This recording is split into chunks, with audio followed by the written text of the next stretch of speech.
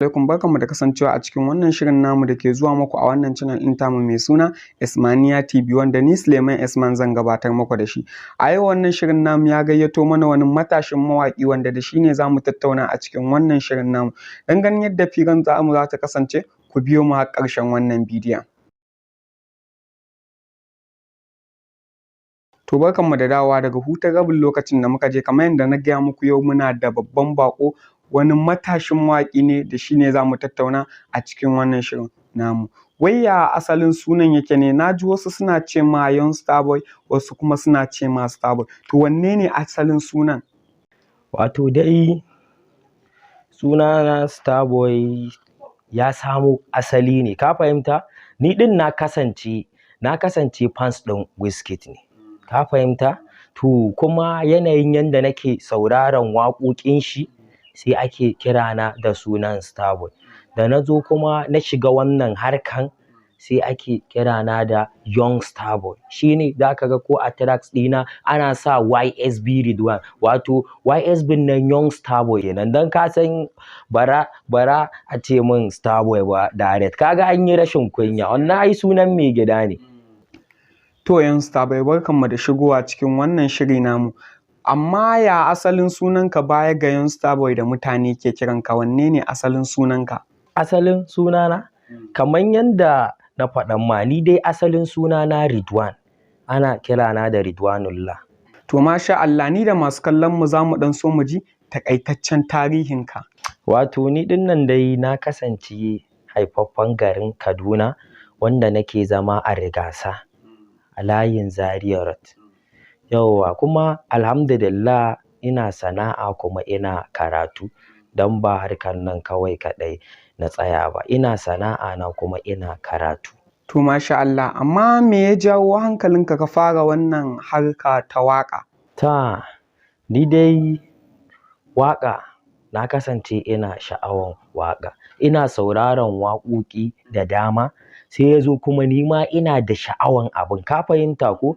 Ya zo hakan dai sai na fara za a bara abu sai na kuma ai ina da talent a wannan harka. Shi ne kaga har yanzu ana kan aikin.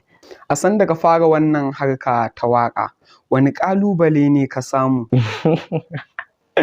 Kasan aka ce any success must have a challenge in it, ka fahimta? Kowace nasara akwai ƙalubale a cikinta, ka fahimta ko? To ƙarya ne wai mutum wai ya ce yana yin wani abu, kai yau ko gyaran takalmi kake, dole sai kana fuskantar wasu ƙalubale. Wannan haka yake, ƙalubale irin na zama da mutane, ka je guri haka ko wani abu, dole ne akwai wani abu da zai dinga faruwa da kai yau da gobe. Saboda ai ita rayuwan gabaki ɗayanta ka san challenge ce. Rayuwar challenge ce gabaki ɗayanta. Daga fara wannan harka ta waƙa, ya alaƙarka ta kasance da mutane ko in ce al'ummar da kake tare da su? Wannan abun dai tambayan nan taka, kana ji ko? Haka ne, in har kana wannan harkan, ka san dole akwai wa'anda za su zage ka, da wa'anda kuma duk rintsi duk wuya suna tare da kai, ka fahimta ko? Da wa'anda kuma ba za su zage ka ba, amma kuma abin na ransu, kana ji? Abin na ransu, sai a bayan idonka za su dinga zagin ka ko wani abu. Akwai kuma 'yan amutanka, wa'anda ko menene in har fa a kanka ne sai dai su mutu. Na ji an ce kai batirafe ne. Wuciya ka, batirafe ne gangan, batirafe ne, ni ɗan tirafa ne.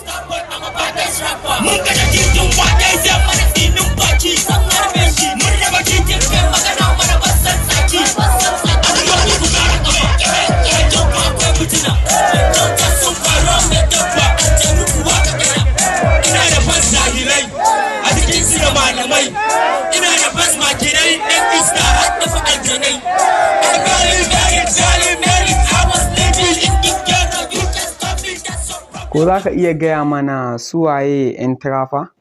Good. Na ji daɗin tambayan nan naka, domin sau da yawa mutane da dama ba su fahimci menene tiraf ba. Za su ji ana wai wancan ɗan tirafa ne ko wani abu. Idan aka ce tiraf, kana ji, ana nufin cool niggas, ka fahimta ko, wato cool. Wancan in zaka gan shi gaye ne, wancan gaye ne, wancan ma gaye ne, amma zaka samu shi wannan cool ne, ka gane, cool niggas to trap kenan. Amma me yasa wasu ke irin kiran ku da akuyoyi, kuma na ga abin ma kamar har daɗi yake maku, kuna jin daɗin amsawa in aka ce maku akuyoyi, aka ce maku god? Wannan haka yake gangan ne, kaga kai ma iya zan iya ce ma akuya, dabba, jahili, ka gane, ba abin da ba ce ma ba. Amma kuma ita kalmar akuya ta samo asali ne a trap. Wai dan an ce ma akuya ko, to ka sha ka gode ma Allah ma ka kai ne. Wato ita kalmar akuya ta samo asali ne daga GOAT, that means gout. GOAT, that means greatest of all time.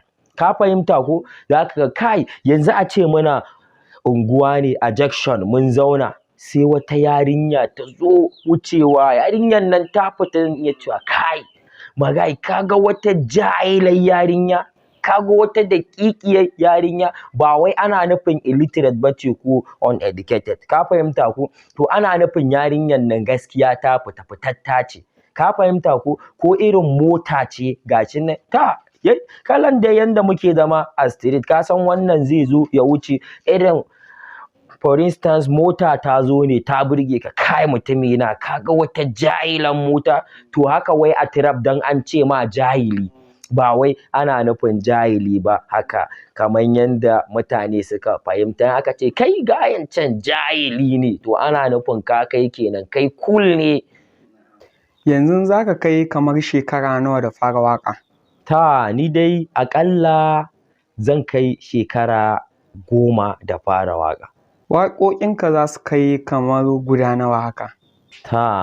Kana so ne in jefo ma ƙarya ko dan ni yanda haka gaskiya ba zan iya ce ma wai ga yawan waƙoƙi na wai ko wani abu, ka fahimta ko, wato aƙalla dai za su kai irin waƙoƙi 100 haka. A waƙoƙinka da ka rera, wace waƙa ka fi so, ka fi ƙaunarta? Ni yanzu ma to me zan ce ma, gaskiya a waƙoƙina waƙar da na fi so, waƙar da ko ni kaina in na samu time ina sauraron ta, saboda ina son ta, ba wai wata waƙa bace illa wata waƙa ta mai taken na je na dawo. To gaskiya ina son wannan waƙar sosai. Sai kuma wata waƙa ta ba doka, ita ma gaskiya ina son ta sosai ba kaɗan ba. Gaskiya ne. To ni da masu kallo za mu so ka rera mana ɗaya daga cikin waƙoƙin da ka fi so domin mu saurara mu ma. Shikenan bari mu amfani da title ɗin rayuwa.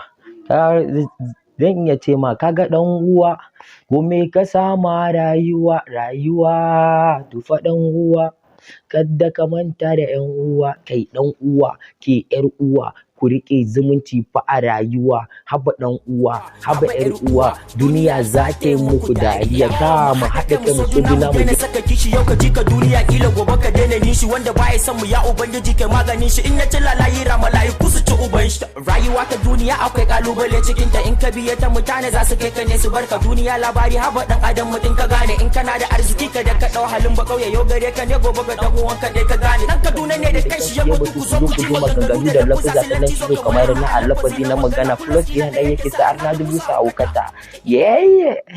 Gaskiya waƙa ta yi daɗi. Wane ne gwaninka ko in ce madubinka wanda kake kallo a wannan harka ta waƙa? To me kake son in ce ma? Wizkid ne. Ni masoyin Wizkid ne sosai ba kaɗan ba. Ina son Wizkid sosai, wato Starboy ba, ina son Wizkid. Sannan kuma in za a yi maganan kuma daƙiƙanci, wato trap, ka fahimta, a fannin trap mawaƙi na, ka sani Travis Scott ne, daƙiƙi na ke. Na san kai mawaƙi ne, kana da fans maza da mata, kuma daga ciki ma ba za ka rasa 'yan mata irin kamar a ce 'yan matanka ne wanda kuke soyayya. To a cikin 'yan matan nan naka da kuke soyayya, wacce ce ka fi so? Ni ba ruwana da mata. Ni babu ruwana da mata gaskiya, saboda ni pattern ɗin rayuwata kawai trust nobody. Ka san ni trap ne, trust nobody kawai za a zauna a yi rayuwa sosai za ka sha komo ƴan uwa ne ma da mutum amma ni a mind ɗina kawai ko yanzu haka trust nobody domin ko kai haka ban yadda da kai ba kai kanka ban yadda da kai ba. Gaskiya ne. To a ɓangaren maza kuma wane ne babban abokinka? Babban abokina ina da abokanai da dama. Yanayin yanda muke mu'amala da su in na ce wai ga babban abokina gaskiya na ma ƙarya. In har wai na ce ma ga babban abokina kamar su Abdulaziz Raka, su Rabi'u Ɓauna, su Abdul Malik, su Mad Danger, su Kamal wato 21 Savage duk ga su nan da dama. To yanayin yanda muke rayuwa da su wai bara ka ce ga babban abokina ba ko wani abu. Daga ƙarshe wani jan hankali za ka yi wa matasa 'yan uwanka? Ni dai abin da zan ce ma matasa ba wani abu bane illa mutum ya kama sana'a. Saboda duk inda kake in har aka ce kana da sana'a to fa ka wuce raini. Sannan kuma a dinga zuwa makaranta gaskiya. Ba wai a dinga daƙiƙancin ba kawai. Duk iskancin da za ka yi iskancin but make sure fa kana zuwa school kuma kana da sana'a in ba makarantan ba ya kasance kana sana'a in ba sana'an ba ya kasance kana zuwa makaranta. Wannan gaskiya ne. Duka wannan ita ce ƙarshen tattaunawarmu da matashin mawaƙi wato Ridwan wanda kuka fi sani da Young Starboy wato YSB. Ga mai neman ƙarin bayani ko sharhi ko comment zai iya mana magana ta wannan lambar ko kuma ya mana comment a ƙasan wannan bidiyon. Kafin mu ƙarƙare bidiyon nan ina roƙon ku wanda ba samu sun danna mana subscribe ba wato wannan kalmar ta ƙasa ku danna ta sa'annan ku danna ƙararrawar sanarwa domin ta haka ne kawai za ku samu shirye-shiryenmu da zaran mun ɗaura. Sa'annan kada ku manta ku danna mana liking da sharing domin hakan ma na ba mu ƙarfin gwiwa mu ji cewa muna son muku bidiyo. Sa'annan ga mai so a fira da shi kamar yadda muke gaya a kowane bidiyo zai iya mana magana ta wannan lamba da kuke gani a cikin wannan bidiyon. Duka wannan ita ce ƙarshen tattaunawarmu domin ganin wa za mu zo muku da shi a shiri na gaba ku biyo mu a wani sabon shirin namu. Mun gode. Ga trap